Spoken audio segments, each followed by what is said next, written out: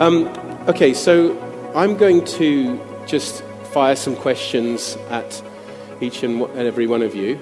There will be an opportunity perhaps at the end as well to have some more questions because we have some industry experts here. But what are the challenges you face and what changes would you like to see to help achieve your goals? There are many challenges out there, and I think a lot of fellow people who are running their business, they would agree. But I'll pick four that are really out there and we are really facing a lot of problems with. Is number one, which is the most critical, is retaining agents. As a big real estate, we go through a lot of recruiting, we qualify people, we train them. They come in, you provide them with everything they need, and then somebody else comes and takes them. I know that UAE labor law has contributed to this in terms of giving a ban if you don't finish your tenure, but there are loopholes. You know, you go around it, and then they put a higher position, they put a higher salary, even if it is not the reality, and then they take your agents. So this is one big problem we're facing. The second one I would say is, somebody already tapped on this, is exclusivity listings. I think there should be a mandate by DLD or RERA saying that you have to have, the seller should be told that, okay, you cannot just go and list your properties with 100 agents. If you list it with not one, but at least 3 or 4, and then it's up to us, real estate agents, to up our game and gain the contract, go after the listing. This way, it's going to be quality listing. We're going to spend a lot of time making it look good instead of having 60,000 available properties that really look horrifying in all the portals. So when I have an exclusivity listings, I'm going to make sure that pictures look great, description is really what the property is, and I'm going to focus on selling that property instead of having to fight with 100 brokers on they're diluting the price or they are mispresenting the property and they're just giving headache to the sellers. So I don't see why the sellers don't really prefer to go with exclusivity over having it listed with, many agents. The other point is small real estate companies. I have a lot of fellow agents who are friends. They have started their business, they're doing great. They come with great experience, we're not talking about those.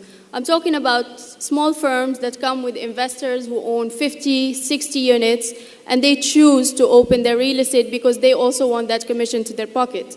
That's just not it shouldn't be the case. Someone who's gonna do real estate should be a broker who wants to do it as a career and not just as a short-term plan to gain some more money other than the premium and your profit gain. So some of those real estate basically go and cut their commissions. They are willing to cut the commissions down to just take the deal away from the big brokers. This is this is a reality. If anyone has any objection, please tell me. They're willing to take 1% and do the deal. I am not willing to cut my commission because this is what I do for a living.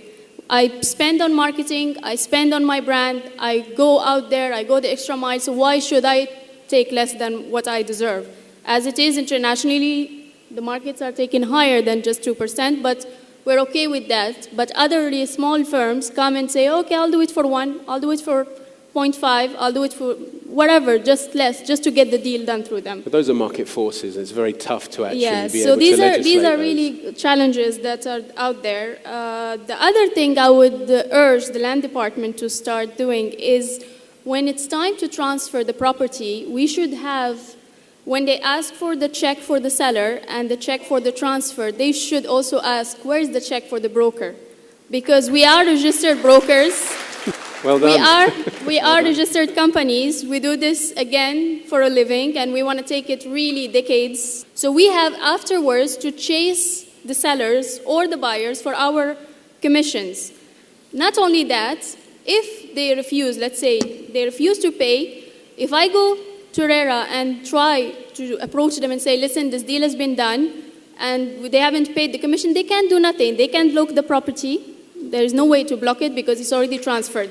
Second thing, they say go to court, bring me court. Then I have to go to civil courts and I have to, it's just non-ending. It's just if you ask at the time of transaction, where is the check of the broker? that'll make things easy for everybody, I believe. So these are 4 main challenges. I'm sure there are hundreds. We could have a whole seminar just on that, couldn't we? Yeah. So well I done, can go Dounia. on, Mario. I'm sure, I know. problem. Well, listen, I want to, but the problem that we have and what we've heard is that RERA says that there are thousands of brokers out there all shouting at RERA. And that they're not listening. Why? Because everyone's shouting at the same time. Now, it's in its infancy.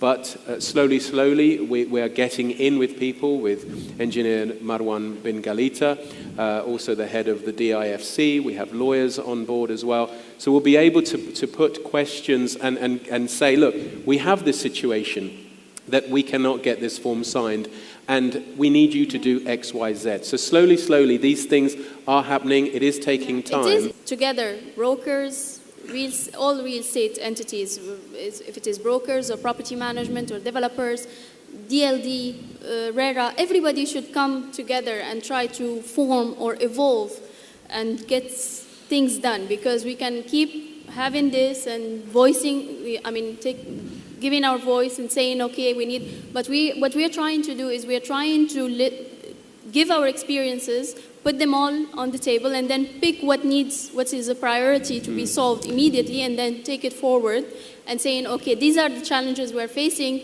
how can we work it out? This is exactly what we are trying to achieve out of this. And I think that listening to Ali, Mr. Al-Ali there, he was talking about the classifications. I just wanted to ask both Dounia and also Klaus, do you really think that this is actually going to help us? Obviously it's going to start first of all as a company point of view, and then it will become an individual. But the gentleman over there actually said, well, what about the off-plan market, for example? Immediately my company wouldn't be a gold one, and I would strive to be gold. But what do you think?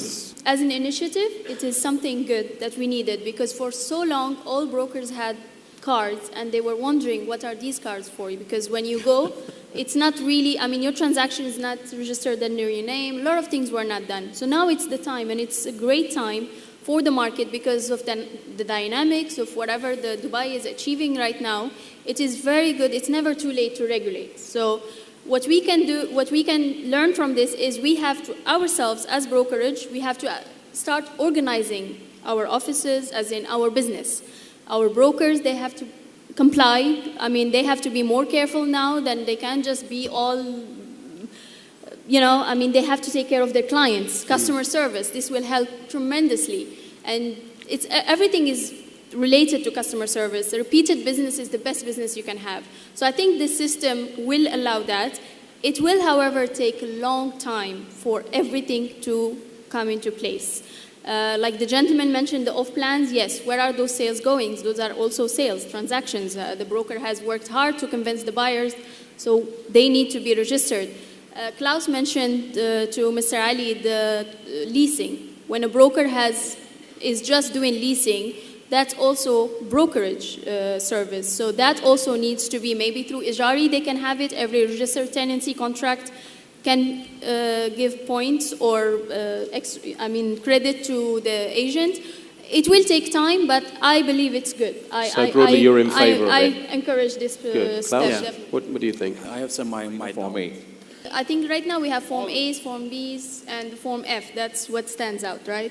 But I would come to a point where my recent holiday in the US just moved something that offers. When a client calls me and gives me an offer, and I go to the seller and I say, here is the offer, and the seller says, oh, no, but I wanted 200,000 more. I think this is a very common scenario. Or, both cases, but let's not just blame the seller. Let's go back. When you say you do your best, you do your job, you convince the seller to reduce his price or to agree to whatever the price was agreed on, and you go back to the buyer and buy, oh, sorry, but I changed my mind. But in the US, they have, or in the international market, they have offer paper. You sign as a buyer on your offer. And then you take it forward to the seller, and the seller countersigns that offer. You cannot just go back and say, okay, now seller agrees, oh, sorry, but I changed my mind. And the other problem we have is proof of funds. It's just, we can't ask for proof of funds, or you can't have any proof of funds from any buyer you have. A buyer comes to you, on the phone, I have a budget of 3 million, I would like to buy.